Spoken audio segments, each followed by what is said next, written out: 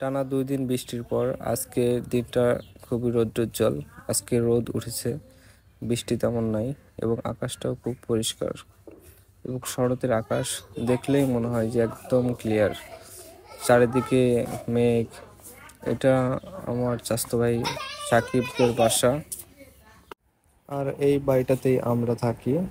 তো বাড়ির সামনে এই জায়গাটা একটু ফাঁকা। এটা অন্যজনের জায়গা ছিল, সাম্প্রতিক সময়ে সাকিবরা এই জায়গাটা কিনে নিয়েছে। বাড়ির সামনে জাস্ট আমাদের গ্রামের শেষ প্রথম দিকে বাসা, তো এই জন্য গ্রামের শুরুতে একদম আমাদের বাড়ি থেকে বের হলেই নদী।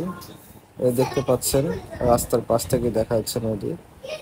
আর এই রাস্তাটা সোজা একদম অন্য পার দিকে চলে গেছে নদী। কিছুদিন আগেই সরকার থেকে নদীটা খুব সুন্দর করে পার বেঁধে দিয়েছে।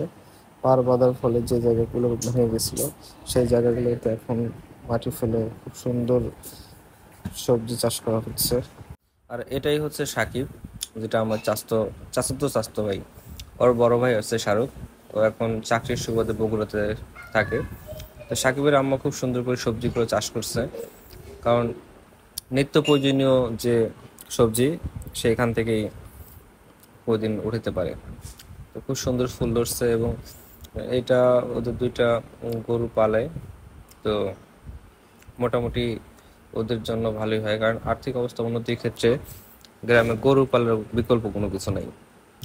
সাকিবদের 2টা গরু আছে এবং এই যে বাড়ির পাশে কত সুন্দর, এগুলোকে ফ্যান কচু। এটা শুধু নিচের অংশটুকু খাওয়া যায়, উপরের অংশটুকু তেমন খায় না, গ্রামের লোকজন খায় না। অনেক বড় হয়ে গেছে ফ্যান কচুটা। স্বাভাবিকভাবে এগুলো অনেক বড়ই হয়, 7-8 ফিট এবং 10 ফিট পর্যন্ত উচ্চতা হয়। দেখছেন, এটা অনেক মোটা হয়ে গেছে নিচে। তো এটা এখন খাওয়ার উপযুক্ত হয়ে গেছে ফ্যান কচুটা। এই পাতাগুলো কিন্তু খাওয়া যায় না, পাতাগুলো জাস্ট শো। এই যে এগুলো ফুলে মৌমাছিগুলো খুব সুন্দর করে ঘোরাঘুরি করতেছে, এতে ফলন বাড়ার সংখ্যা বেশি।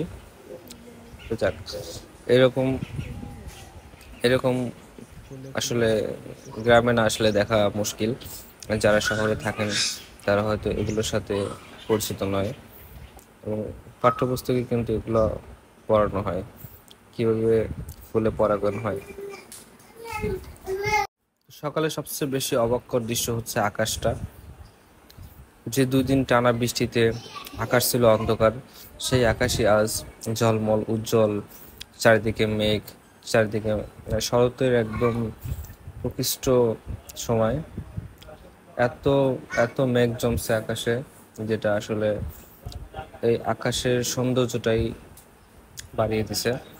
আর পানি এখন ক্রমবর্ধমান, প্রতিদিনই পানি বেড়ে চলতেছে।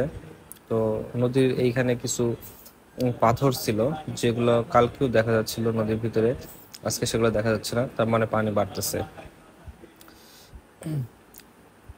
এই যে এখানে গোসল করার জন্য খুব সুন্দর সুন্দর করে সিঁড়ি করে দেওয়া হয়েছে। আগে তো এখান দিয়ে মাটি ছিল, মাটির উপর দিয়ে মানে ভেঙে হেঁটে যাওয়া লাগতো। এটা আর চাস্তো বোন, তাদের পুঁই শাক অন্যজনের ছাগল এসে খেয়ে ফেলতেছে, এই জন্য ও এত অস্থির।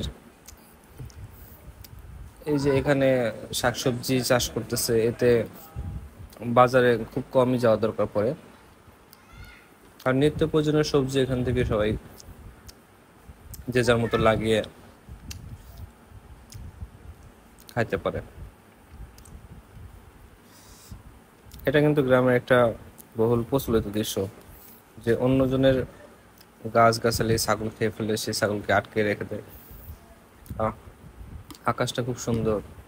এরকম আকাশ আসলে ঢাকা থেকে দেখা যায় না, দেখা গেল ছাদের উপর উঠতে হবে। কিন্তু এই কর্মব্যস্ত ঢাকাতে আসলে এরকম করে আকাশ দেখার সৌভাগ্য মানে খুব কম লোকেরই হয়। যারা বাইরে ঘোরাঘুরি করে তারা আসলে আকাশের দিকে তাকায় থাকার ধৈর্য কম। আমাদের এরকম অনেক মুরগি ছিল, কিন্তু রিসেন্টলি কিছুদিন আগে অসুখে অনেকগুলো মারা যায়। তো কয়েকটা হয়তো বেঁচে আছে। এটা ছাদে যাওয়ার পাশে যে কিছু গাছ লাগানো হয়েছিল, এটা লটকন গাছ ভাবা হয়েছিল, কিন্তু না, এখন বড় হয়ে দেখি লটকন গাছ না এগুলো। তো গাছগুলো কেটে ফেলা হবে, কারণ শুধু শুধু এটা বাড়িতে ছায়া দেবে এবং ধান শুকানোর জন্য খুবই একটা ঝামেলাজনক। তারপর আরো কিছু গাছ লাগানো হয়েছে পাশে, লিচি গাছ আছে। তো কিছুদিন ছাদে না ওঠার জন্য পুরো শ্যাওলা পড়ে গেছে ছাদে। তো আমাদের বাড়ির পাশে কিছু গাছ, এগুলো কিন্তু লাগানো হয় নাই, জাস্ট অটোমেটিক্যালি এগুলো বড় হয়েছে। তো বাড়িতে আসার পরে মাঝে মধ্যে একটু ছাদ পর্যবেক্ষণ করি, কারণ এই যে শ্যাওলা জমে আছে ছাদে, হাঁটা খুব রিস্ক হয়ে যায়। ছাদ থেকে বিকেলে আকাশটা ভালো লাগে। তারপরে দুপুরবেলা এত রোদ্রের মধ্যে দেখতে পাচ্ছেন এই যে কয়েকদিন পরিষ্কার না করার জন্য কি পরিমাণ শ্যাওলা পড়ে আছে। এগুলো খুবই বিপজ্জনক, পিচ্ছিল, এবং যে কেউ এখানে উঠে পড়ে যেতে পারে। আর আমাদের কলের পানিতে, টিউবওয়েলের পানিতে প্রচুর আয়রন, এত আয়রন এই দেখতে। তো ভিডিও ভালো লাগলে একটা লাইক, কমেন্ট অ্যান্ড আমার চ্যানেলটা একটা সাবস্ক্রাইব করে দিন। আজকের মতো এখানে শেষ।